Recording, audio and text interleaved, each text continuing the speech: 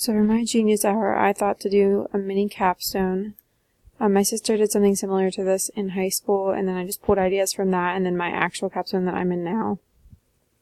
So I want each of my students to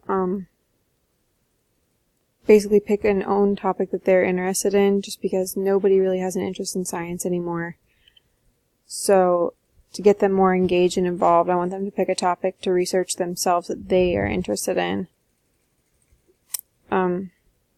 So after gathering information and discussing with other students and collaborating, students will form a question and hypothesis for which they'd like to test. And then while conducting their experiment, they'd keep a scientific journal, and I'd have examples of my own previous journals that I've done. And then video and take pictures throughout the whole process.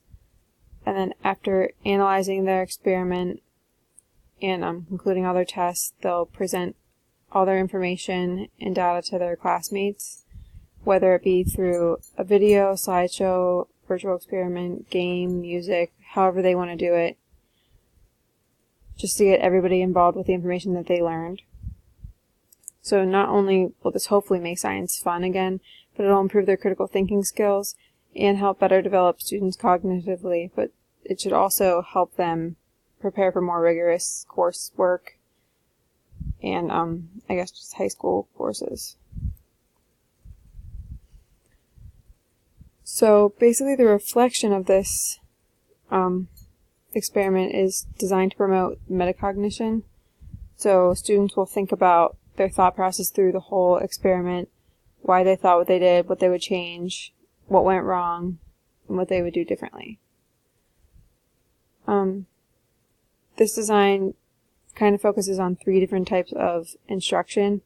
So guided instruction, where I help them, like we work together, they work with their peers, and then they work by themselves. It's also to build upon their social content and language purposes.